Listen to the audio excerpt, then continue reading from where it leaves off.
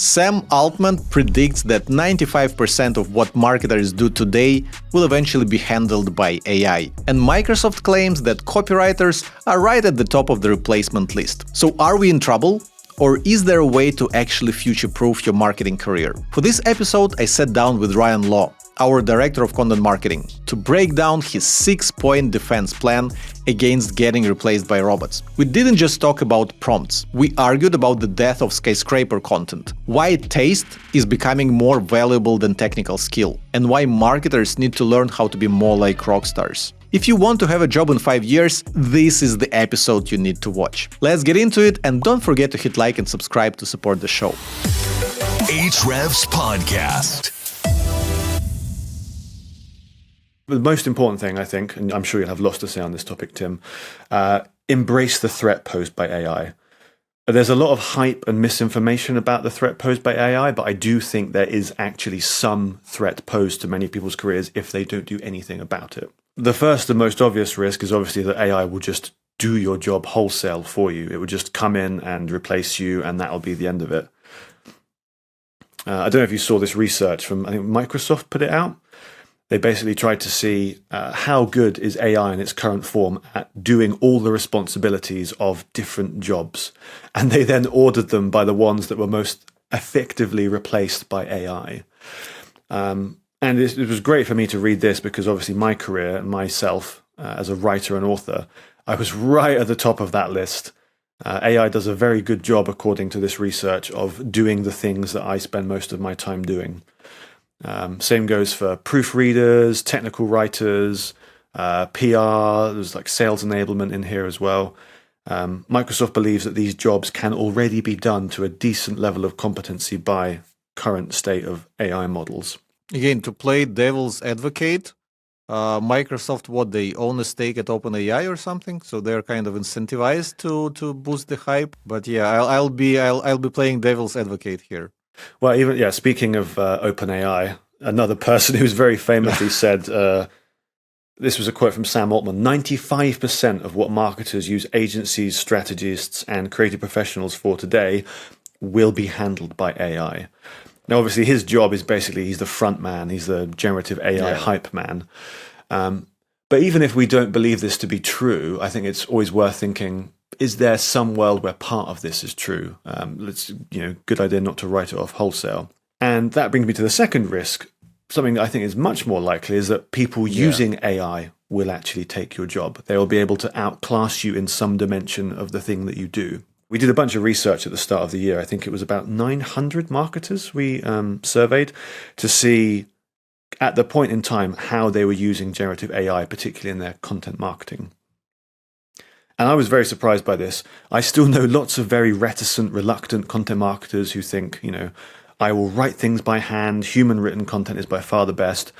What we found was that 87% of content marketers were already using AI in some capacity in their content marketing, which was way higher than what my intuition told me. I was a little bit spooked by that, to be honest. And the thing they use it for most commonly, writing blog posts. By far and away, the most common use case for generative AI was publishing educational content to their website, which is, of course, the thing that I have made a career out of doing. And that tends to manifest in people publishing more, 42% more content published using AI.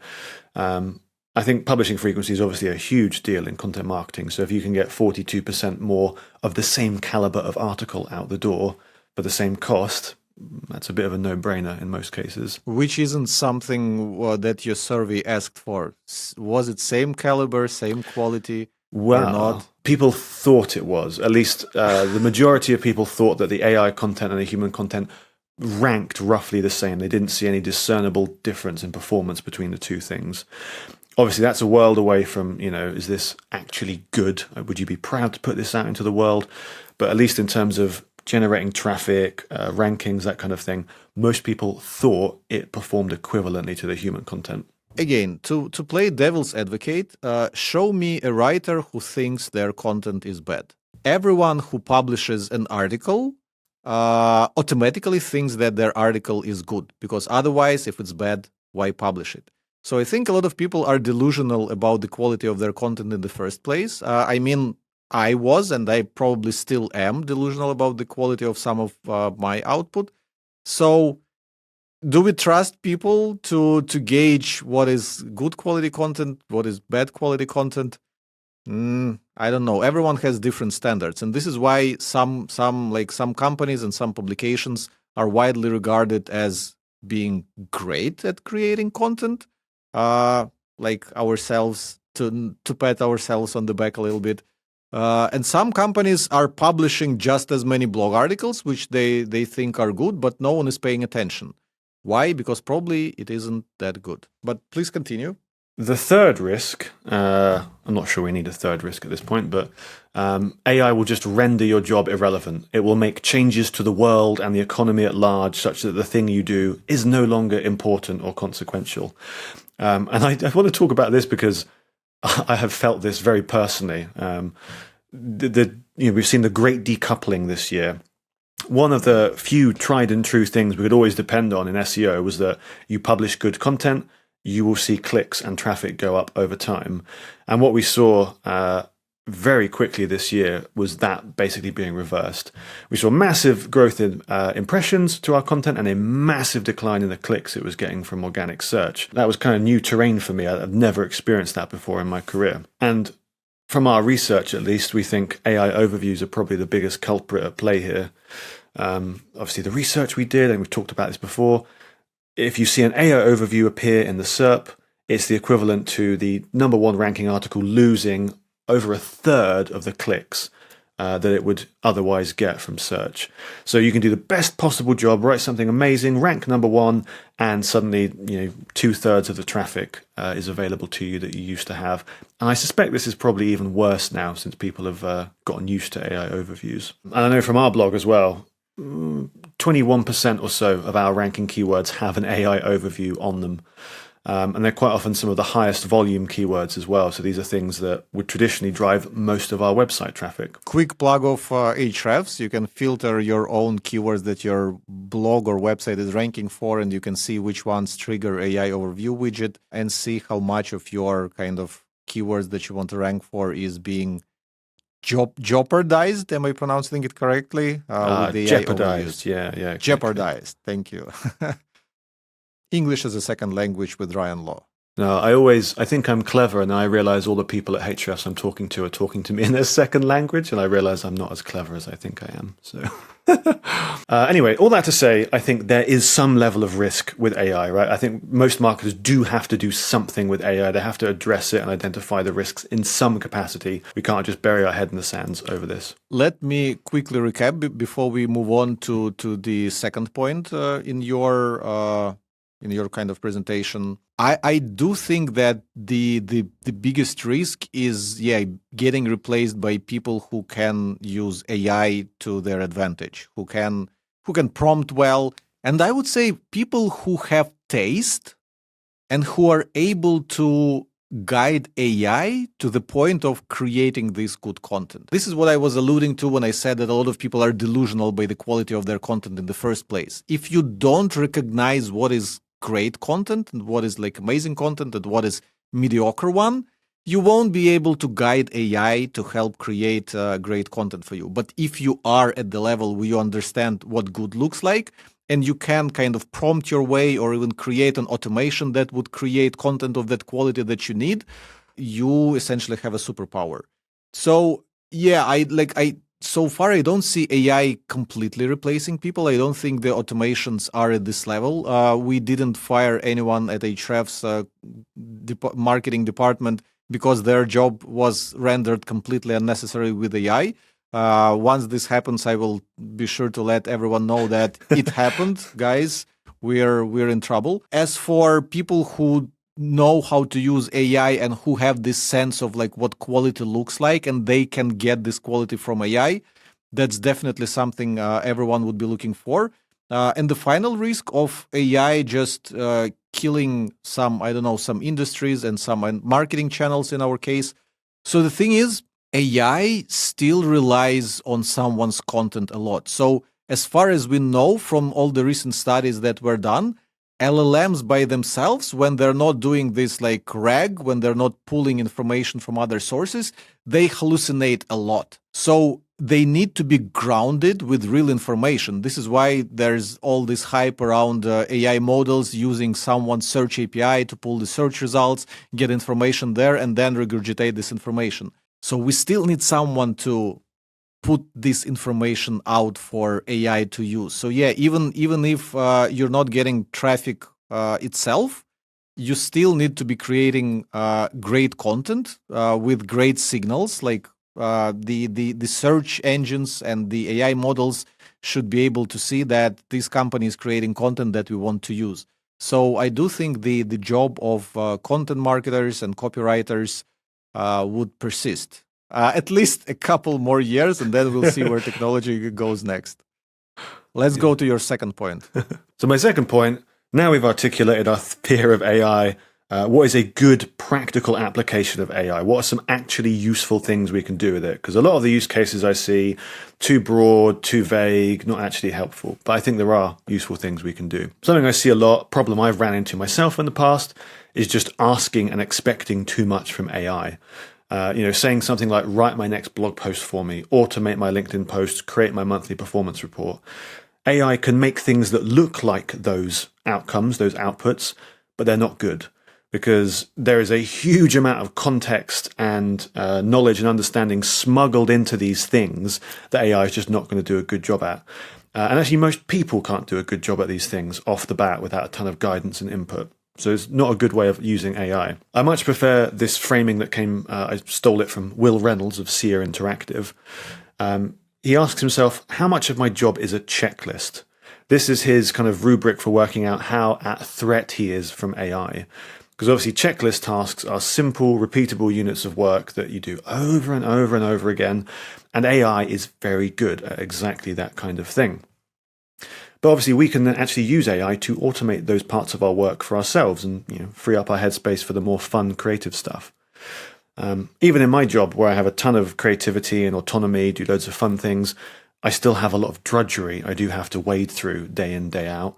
I spent a lot of yesterday writing regex queries and Google Sheets formulae for some analysis I was doing, sharing our new articles on social media every single week, reading tons, all this kind of thing. Very repeatable. I do the same thing day in, day out. These, I think, little repeatable units of work are much better applications for AI. Instead of just writing the blog post, you get a much better result if you, say, run deep research on the article topic and use that to inform the rest of your writing process. Instead of just handing your LinkedIn over to AI to post everything for you, maybe get it to surface some quotes from your recent articles that you can react to and add your own personal take to, and just simplify that part of the process. That kind of thing. Didn't you build automation for that recently for our internal team? Yeah, a bunch of different things. Social media recently, we publish a lot of research studies, and you and me have been discussing, what makes a kind of research post perform well on social media. And one of the things you pointed out was you pull out the most interesting statistic and you just open with it straight away. Yeah. And that's formulaic, right? We don't need to necessarily do that ourselves. So I built a custom GPT that does that. Because it's a very simple post type, but it just makes life a lot easier for me when we're publishing like 3 research studies a week in some cases, just to get a bunch of copy that I can experiment with and publish and use that way. Nice. This is something we can review in some subsequent podcast episodes. So for any listeners, make sure you subscribe. A lot of interesting stuff coming. I think we're quite open with what we're doing at Ahrefs Marketing. So yeah, if you want to know how we run our marketing department, make sure to subscribe to Ahrefs Podcast. It does sometimes feel boring using this amazing God mode AI just to automate your regex queries and that kind of thing. But I love this idea of Gall's law. If you want to build a big, complicated thing, start by building small, simple things that work and connect enough of those together, and that's how you end up building the bigger, complicated thing. You don't start by trying to build something big and convoluted right off the bat and get it right first time. And obviously a blog post is a great example of something that is actually surprisingly complicated. Even a simple article like what is LLMs.txt, there's a lot that goes into that. we think about how we position it. We have our own company stance on this topic. We want to talk about our products in a useful way. We want to make it educational. Lots of competing goals that are hidden within those words on a page. So what we ended up doing was we actually tried to break down the Hrefs blogging process into this series of small, repeatable checklist tasks. We put together a kind of workflow to visualize that. We have a whole episode about that. We have a whole episode. Yeah, we don't need to go, but it's a good episode. You should check it out. But basically, that big complicated process is broken down into smaller, simple processes like writing a content brief, writing an outline, editing the outline, drafting, so on and so forth. And each of those steps is itself comprised of very small, tiny checklist items, things that AI can do very well. Do we use the pyramid principle? That is something that AI can understand, it can give feedback on, it can write content that follows the pyramid principle. Very easy, very simple for AI to actually do that successfully. And as a result, that LLMs.txt article, that was actually an AI-generated article, and it performed annoyingly well, actually better than a lot of the human-written content I'd published at a similar period of time.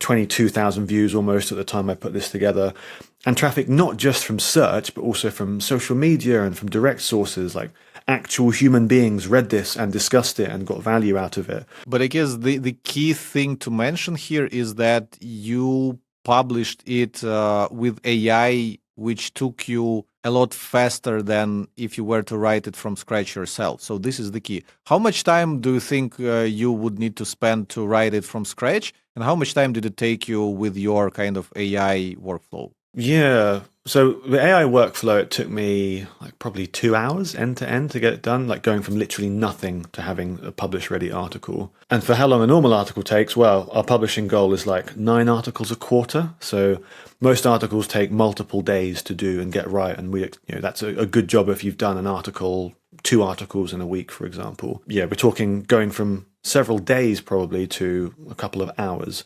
albeit for this very particular type of content, which is simple, informational, doesn't require tons of additional research or learning about. I wouldn't use this process for lots of different types of content, but again, we have a whole episode about this discussion. So. Yeah, but I think it's important to point out that it wasn't 1 minute. No, definitely. 2 hours. Yeah, exactly. I was involved in this. I edited the output as we went. I read it. Yeah. There was your opinion, your take at this LLM.txt. As you said, we also mentioned our product there because the goal of our content is essentially to sell our product in one way or another. So it was work. You didn't just ask AI to do it. Yeah, maybe as time goes by, we'll be able to build out more complex workflows, and agents, I don't know, would learn from each other, and they would remember that, the goal of our articles is eventually to introduce people to some Hrefs tools or data, and they would actually suggest what you can do, so it would be more hands-off. But yeah, 2 hours versus couple days is already good enough.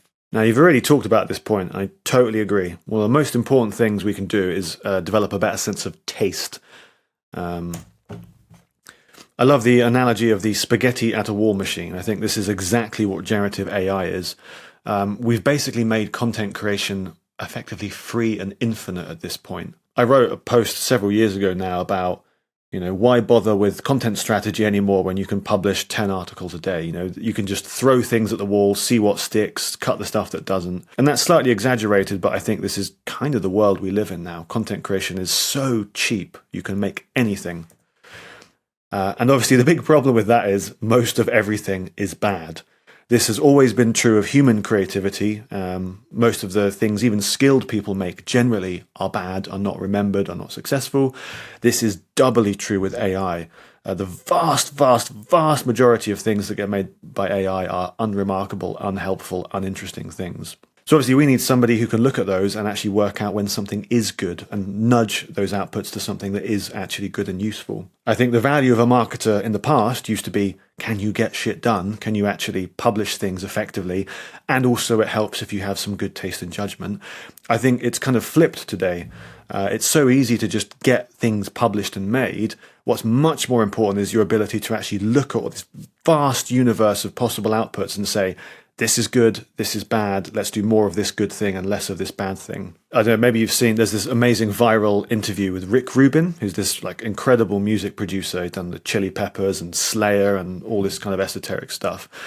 As the interviewer asked him if he played any instruments or if he had any technical ability, and he basically said, no. I have no technical ability, I know nothing about music, the thing I get paid for is my taste and my ability to express my taste. In some ways, it sounds kind of hyperbolic and ridiculous, but this is the kind of thing we need to be doing more of. We need to have, it's a very important and skilled role that people need to inhabit in marketing teams today, I think. Yeah, I love this Brian Halligan quote about it. Overrated marketers with good analytical skills, underrated marketers with good taste. I feel like this is something you, Tim, have always kind of had a good sense for. I feel like a lot of the people you've hired to the Hrefs team have been people that you think have good taste. That is something that you've indexed quite highly on when it comes to building out the Hrefs team. I also think taste is not innate. It's something you can improve upon and build on over time. One of the most important things to do is just expose yourself to as many inputs as you can, both the good things and the bad things in the world. I'm a massive note-taking nerd, so I save everything that I find interesting or inspiring somewhere for me to reflect and review upon later and try and, glean some lessons and learnings from it. Like some of the questions I often ask, why did this thing work? What is my best working theory about the success of this? And inversely, if this thing looks like it should have worked, but it didn't, why did that happen?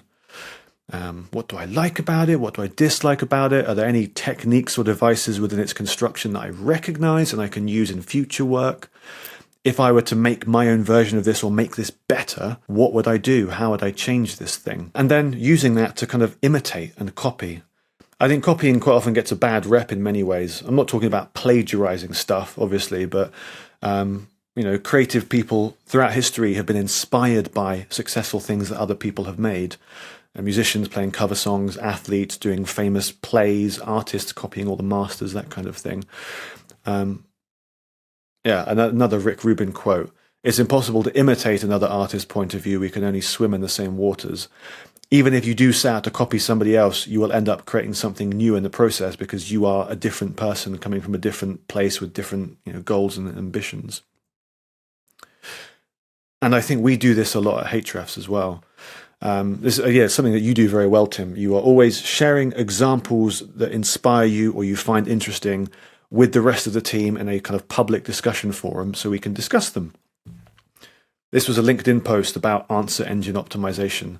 What did you say? Yeah, it got almost 1,000 likes and 100,000 views. And you said, hey, what does the Hrefs version of this look like, given all the research we've done into this topic? And we discussed it.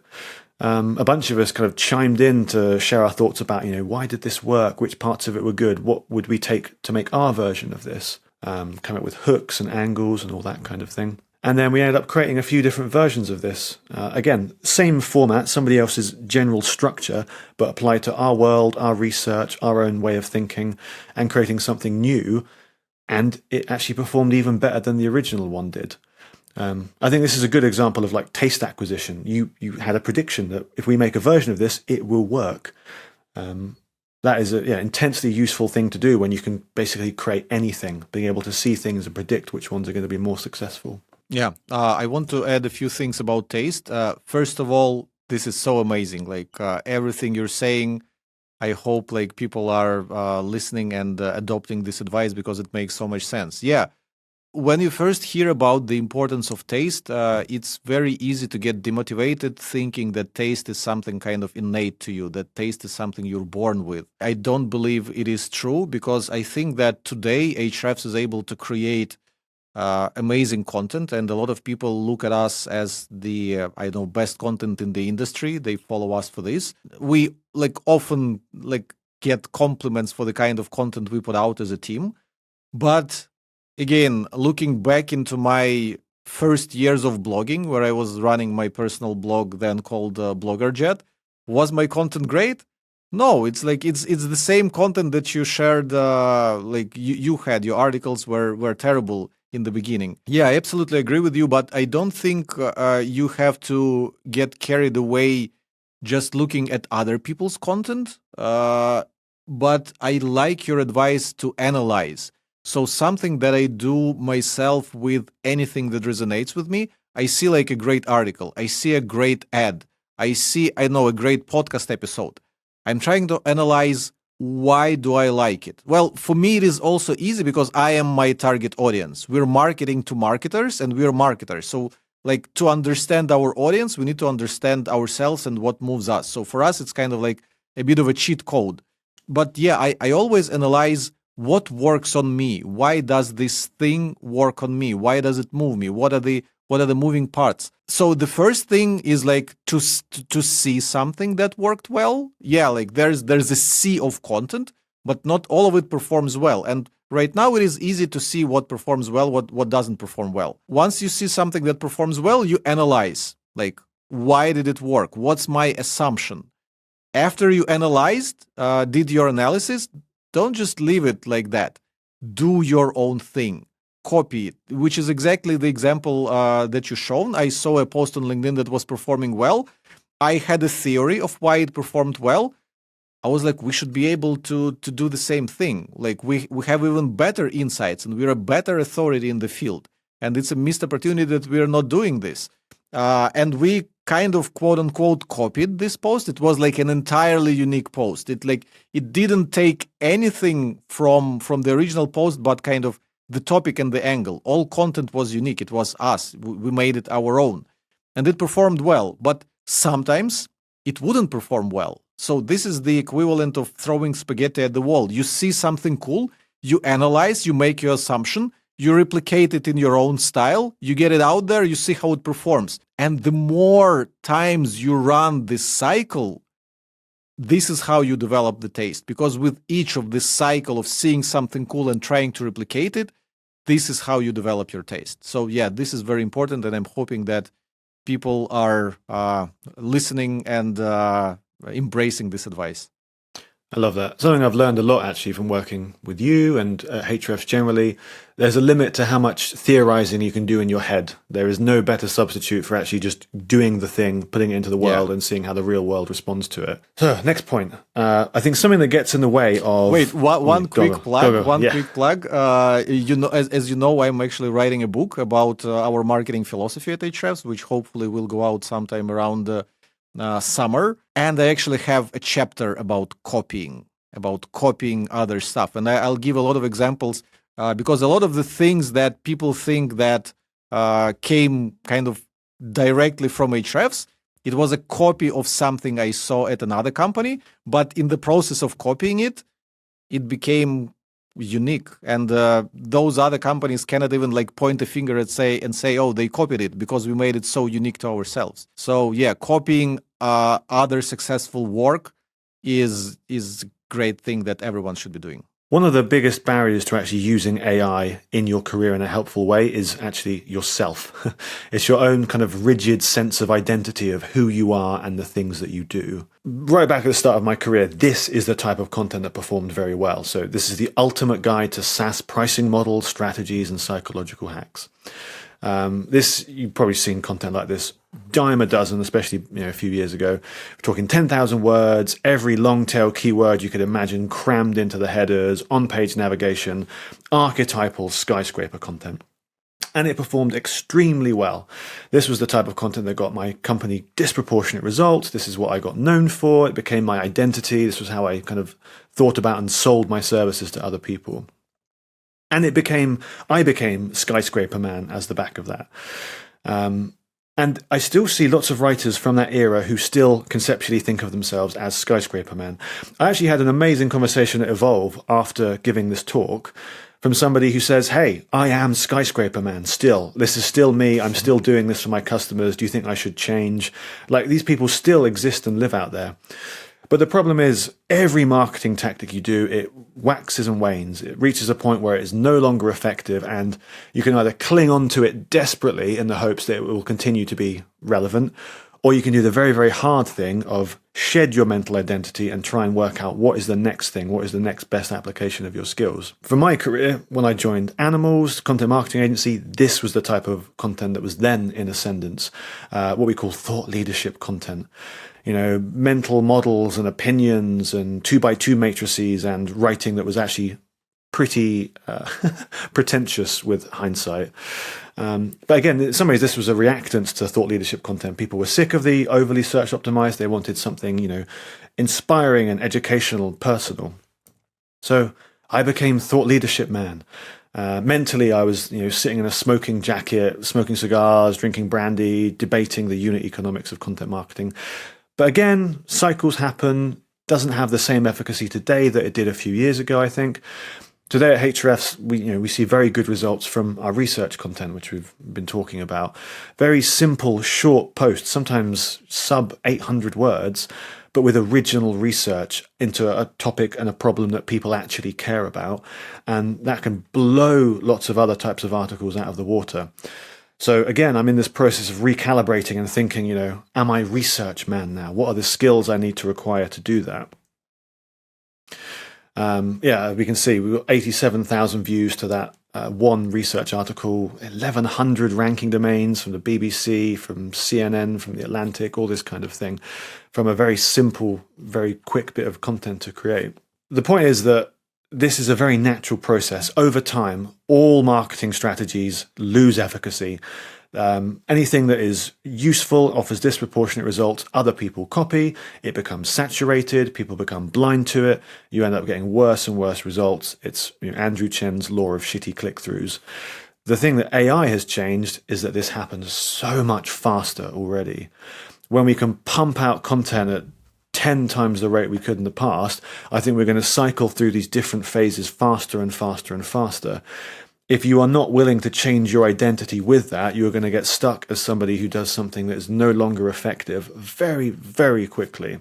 Okay, this is where I disagree with you. Looks like I won't be just parroting everything you say, but yeah, we'll have a bit of debate, which is my favorite thing to do. So first of all, I think AI is actually killing the Ryan the Skyscraper man.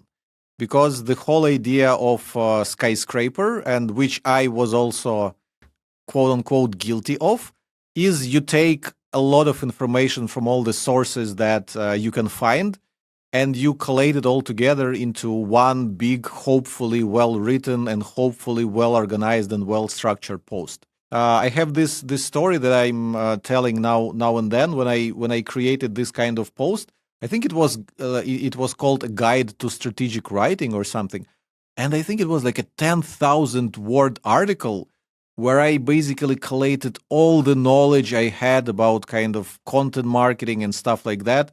And I sent it to Rand Fishkin because, like I said, I was delusionally proud of that piece of content, but it was essentially Skyscraper. There was zero unique ideas. It was all kind of curation of all the knowledge that I kind of collected from bits and pieces. And I asked Rand Fishkin, hey, Rand, this is my best work so far. This was like back in 2014 or 13, even before I joined Hrefs. Can you tweet it? To which Rand replied, this is like a well-written, comprehensive article, but I'm not seeing anything unique there, and I'm quite careful with my social sharing, with what I choose to put in front of my audience. So I'm sorry, team, but I cannot share it.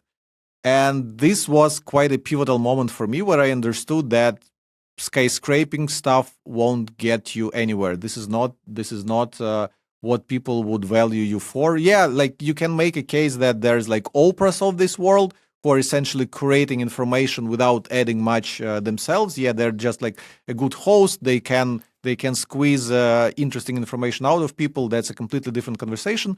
But in its original form, skyscraper content, which is collating massive amounts of information into one article, it is now dead, both as a strategy, like you said, it's lost its efficacy, but this is what AI is amazing at.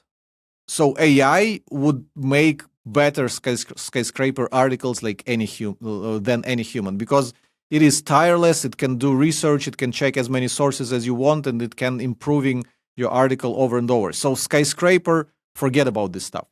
Thought leadership. So first of all, this is how you got my attention. This is how I saw you. I thought that you call it pretentious. I call it like smart. I saw you as someone smart and someone who can look at things from different perspectives and who can kind of wrap knowledge into interesting concepts that you want to think about. And I don't think this is what AI is good at, because we're talking about AI and we're talking about AI replacing marketers. I don't think AI can have those like original opinions, and like it's bad at inventing stuff. And thought leadership, it's all about inventing stuff. It's seeing something that no one has observed before. It's making an interesting observation and explaining this observation and proving that your observation makes sense. So I do think that thought leadership still works, and we still do thought leadership at Ahrefs blog. We actually discussed the other day like what percentage of our content should be thought leadership versus research studies and versus SEO optimized content. And finally, the third thing, which is research content, that thing, again, it worked for ages. This is a hack to creating content that would attract attention. Do proprietary research, show your proprietary data. I don't know, if you're a dentist, what is the most common thing that people are entering your dental clinic first time? Give us some statistics. That would be interesting. Other dentists would pay attention. They would compare it like, is it true for me? Is it not true for me? So yeah, using your proprietary data, and every business has some sort of data about their customers, about their industry, about their how their customers are using their product. There's always some data which you can share with the world, and it always attracts attention. Again, it should be like well written. It should be well carried out experiment. It should make sense, and you should also make your assumptions as to what kind of data would be interesting to people. But research is an ultimate hack to successful content marketing, because it's in a way it's even easier than creating thought leadership and opinion pieces, because I think that studying data is a little bit easier than making the kind of observation where other people would say, wow, this is really, really clever. So it's one thing to have data and study it. It's another thing to find something that no one ever observed before. So yeah, there each one is valuable in its own right, but I don't think that AI is influencing those two things. Again, AI is making data research a lot simpler. So previously, if you weren't good at statistics, if you weren't good at writing Python scripts, maybe research was out of scope for you. You couldn't do it yourself. You had to ask someone's help. You had to hire someone. Now, with all the kind of vibe coding tools and with all the help where AI can guide you to writing the right script, to studying data, answering your questions, you can do research pieces yourself. You can tap into the database of your company if given permission and do this. So yeah, I think this is where AI is super helpful. Opinion pieces, AI just cannot do. Skyscraper, AI killed it. So this is my perspective at those things. That segues very nicely, actually, to the next point, my penultimate point about skill acquisition. This idea of becoming T-shaped. A very famous idea that, good marketers are T-shaped. They have deep expertise in one facet of their chosen marketing profession, but then they have a kind of broad skills where they're a little bit competent in lots of related areas. I think deep expertise is something that's very hard for AI to comprehend and help you acquire, because it involves years of learning and nuance and research. But something I've realized is that AI is fantastic for helping you acquire basic competency in a ton of related areas. And that is intensely useful. So if you think about content marketing, for example, certainly in my point of view, the thing I have deep expertise in is probably the writing part of it. Writing, search optimization, editing, copy editing, maybe interviewing subject matter experts, writing thought leadership. All of that kind of deep expertise lives within this idea of writing. But then there are things like research, which we just talked about, or coding, or data visualization, or design, where quite often the best marketers I meet, they have a tiny little bit of competency in these areas, and it dramatically improves the outcomes they get from their work. If they can make good visualizations, or if they can collect data themselves, even in a very simple way, intensely useful. And AI is actually fantastic at helping you acquire those basic competencies. So of all of these possible things, I sat down and I thought, what is the one thing I want to get better at? What have I always had a hankering to learn and felt limited by? And the answer was coding, basically. I always used to work with a bunch of very smart engineers, technical people. I always felt totally out of my league when they were calling APIs and doing all this stuff I didn't understand about. So I thought, let's use AI to learn some tiny facet of this and make my work better as a result. So one of the things I use, I think every week at this point, is a Python script, which basically has semi-automated our monthly blog post reporting. All the visualizations, all the data collection for our blog, for our authors, every report I would ever run is now saved in a Python script, built over hundreds of conversations with ChatGPT, something I would have no chance of doing in the past. I'm not a good coder by any stretch of the imagination. I would probably make our team of engineers absolutely sob into their keyboards if they saw the kind of things I do every day. But I have just enough understanding to think a bit more sensibly, to see what might be possible with code today. I think obviously there's a great risk of relying solely on AI to learn skills, because it can make stuff up. There's no guarantee it will give you the most useful starting point for that.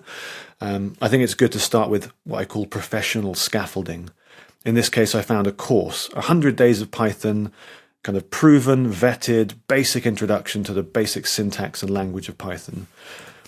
Then, where AI was intensely useful was this kind of active tutoring and troubleshooting.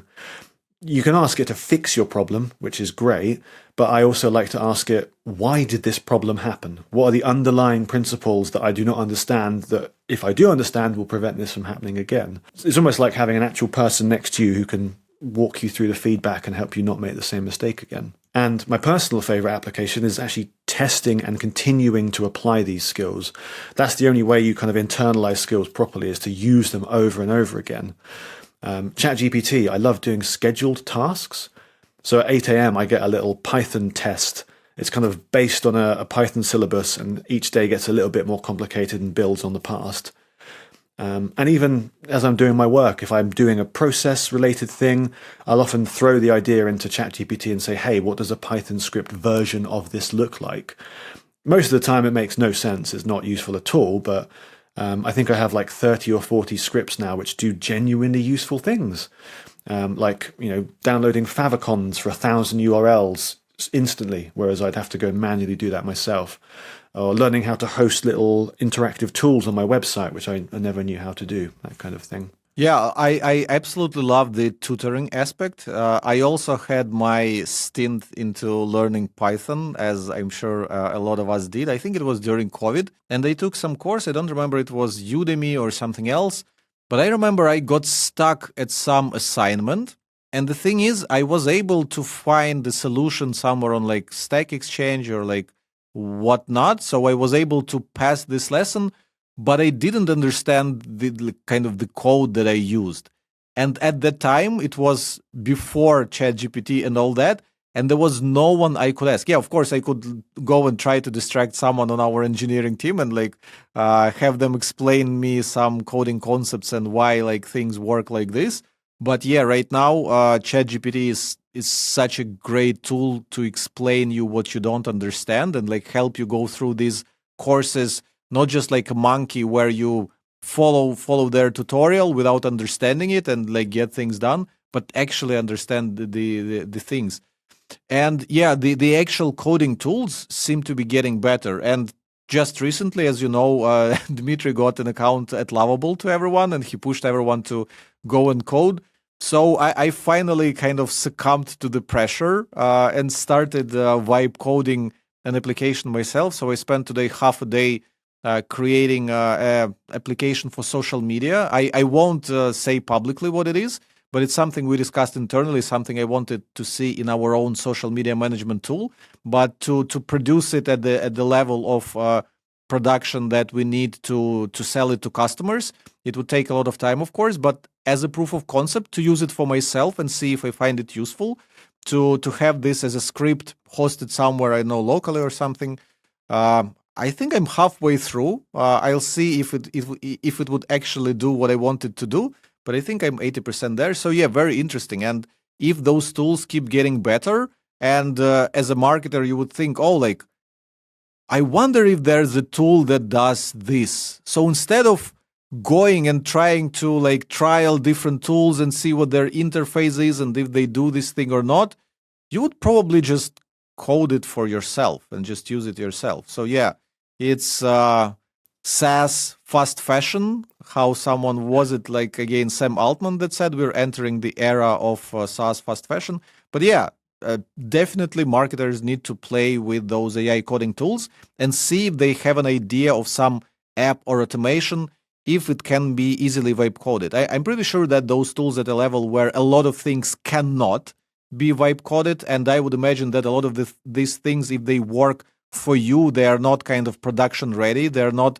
the kind of system that you can put out there and have people sign up and have people pay for. So there's a lot of work that needed to make it happen. But to create something to use just for yourself, definitely start playing around with those things. Absolutely. My final point, slightly more inspirational maybe, this idea of playing your job like you are a rock star. I like this analogy. I've used it a lot recently. I think most marketers are like session musicians, as demonstrated by this very sad monochrome AI-generated picture of Ryan on the left-hand side of the screen. So session musicians are obviously very skilled people. They're amazing at the work they do. But they have a few limitations which I think are problematic for the AI era. They are judged largely on the things they make. They turn up to a recording studio, they lay down like a melody or a riff or a solo or something like that, and then they disappear. That is the sole value of their work. That's how they are judged. They are largely invisible. They contribute work to other people. They operate behind the scenes. They don't have their own persona or following. And they, by necessity, they have to be kind of stylistic chameleons. They have to join in and fit into whatever context is required of them, whether it's like a reggae album or a death metal album. They just have to slot in and do it. And that is, I think, very problematic because AI is generally better at all of those dimensions than most people are. So AI, in some limited capacity, can be very highly skilled. It is also more productive and better at making things than most people are. AI can slot in behind the scenes invisibly, and it is the ultimate stylistic chameleon. It can adapt to whatever situation you need of it. I like to contrast it then to, I think the best marketers today are more like rock stars. So they are also very skilled people, but they are not judged just on the things they make. They're also judged on the experience they create. It's like you go to Wembley Stadium, you don't go to hear a melody or a lead line, you go for the ambiance, the experience, the lights and the smoke machine and that kind of thing. They are public figures in their own right. They have followings who care about them and their identity, and they are auteurs. They have their own set style, which people come to expect and becomes unique and identifiable and recognizable to them. All the marketers I see today who I think are not at risk of AI are the ones that have in some way built their own public persona in addition to the work that they make. I think that is something that is much, much harder for AI to take away from people. A few examples then, simple things that I see our team doing that I think are very, very useful in this context. AI is very good at extracting information from the source that created it. It's kind of, that's raison d'etre in many ways. We have to fight against that instinct, I think, and absolutely smother and plaster our faces onto all of the work we create. Louise from our blog team, she could very easily just publish a blog post onto the blog, that switch gears, start working on another blog post, job done. She does the much harder thing of actually trying to promote that and attach herself to that idea. She publishes about what she's shared on social media. She creates videos talking through the processes and workflows she writes about. She even goes on webinars and podcasts to talk about and discuss these ideas. You can share an opinion as well. AI is a bit of a hedge. It doesn't like coming up with strong, declarative, bold opinions on its own. It likes to source competing ideas and blend them together. I think it's a very good thing to do to actually be able to share a defensible opinion. It's something that will help you stand out. Despina on our team has done this very well, talking about how chunk optimization is overrated or how LLMO is in its black hat era. This is a very hard thing to do in SEO because people will absolutely jump down your throat if you share an opinion that they deem not appropriate. But it lodges in people's minds, right? You can remember this idea and this opinion of the person that shared it in a way that you wouldn't with less opinionated content. And you can find some style, some recognizable format for the ideas that you share. Doesn't even have to be good, as I demonstrate. I do a lot of LinkedIn posts that are just long walls of text. they should not perform well. It goes against every social media convention. But in some ways, this has become almost like a signature style, and these routinely get over 1,000 likes when I do share this kind of thing. It's something that signals to the reader that, yes, this person was actually involved in the creation of this. It's not just some faceless content. I generally think that the most important advantage we have in the AI era is the kind of weirdness and sharp edges and uniqueness that makes up who we are. If we can use AI to amplify that and make ourselves even more unique and memorable, I think we'll have a very long-lasting career instead of using it to smooth out all of our sharp edges and pump out a bunch of homogeneous AI slop paste instead. So this is another point where I'm not sure I fully agree with you, because I keep thinking as we are doing our marketing, as we are sharing the strategies that work for us with other people, I keep thinking, how far do the things we do apply to other people outside our industry? For example, are marketers who are working with ice cream brands, do they need to build personal brands? Is anyone following what Magnum is popular brand of ice cream? Who is behind it? Who is doing their marketing? I don't know, Netflix shows. Who is doing marketing for I don't know, Stranger Things? Who is doing marketing for Hollywood movies? Who are these people? I don't see their personal brands typically. Maybe I'm in my own bubble and these people actually have their personal brands, but I don't see them. But again, do they need those personal brands? So it feels there are a lot of industries like cars, BMW, Mercedes. Who is doing marketing for them? Who is doing their website? Who is doing their copywriting? Who is doing their advertising? Do those people have personal brands? Do these people need personal brands?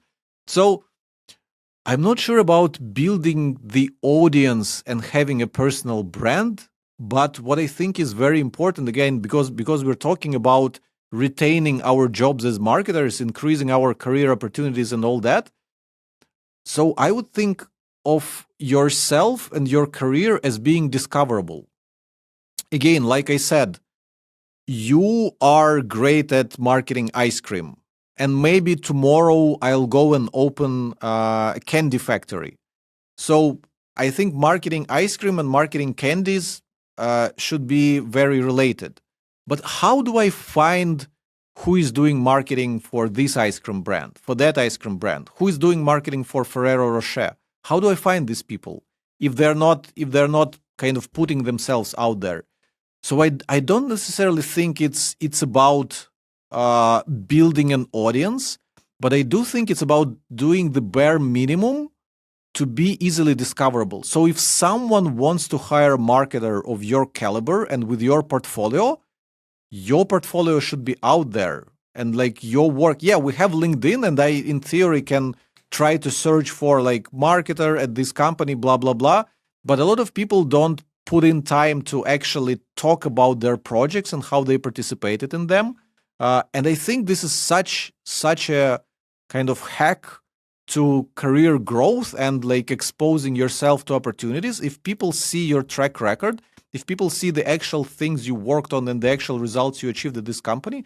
So basically start your personal website, have a blog, write about your work. You might not have any audience. No one might be subscribing to your email list because only so many people in the world, so many companies in the world are selling ice cream. But the moment someone launches, I don't know, a new ice cream brand, a new candy brand or whatever, or someone at a company who had a great marketer promoting their chocolate bars and that marketer left to another company and they need to replace them with, they would go looking for great people to hire. And if you have your track record out there, if you're easy to find, again, it's the matter of asking ChatGPT, do me deep research and find me who is behind the campaigns of this ice cream brand or that chocolate factory or whatever other industry you're in. And if you have your content out there, if it is discoverable, you'll get hired. So I'm not sure about audience. I'm not sure about being a rock star, but I think being discoverable is what would have a big impact on your career. I will say, over the years, especially when I was working at agencies, I ended up writing about some weird stuff. Like, HR tech and subfloor moisture management. And I was always surprised. We'd do like a kind of intake and research call, and we'd say, where do you people get your information from? Very standard question we'd ask. And almost every time, no matter how weird the industry, there'd be a couple of like influencers that would come up, no matter how weird and esoteric it would be. Even for Hrefs, we wrote like a healthcare SEO article recently, like last year maybe. And everyone I talked to said, oh, you need to talk to the pharmacist. Go and talk to. I was like, who's the pharmacist? And it's someone called Virginia. She's done an amazing job in this very small niche, but she has built herself a recognizable identity and following. I'm always surprised that you're right. It's not as widespread. It's probably not as useful as it is in marketing, where we're so used to this idea of like influencers and personal brands. But I think even in the most weird and esoteric niche, there is a scope to become somebody who is kind of famous in your little world, I think. But I love the framing of being discoverable as well, because there is obviously a limit to how many influencers and personal brands you can have in the world before that stops being a useful tactic as well. We'll probably reach that saturation point in marketing in the next couple of years, I imagine. And with that, I think we gave people plenty of good advice and plenty of things to think about in terms of defending their marketing careers in the age of AI. Ryan, thanks a lot for putting in most of the work of this episode. I was just rambling on top of you. And for anyone listening till the very end, if you want more Ryan on Hrefs podcast, please leave a comment, please like, please subscribe. You know what to do.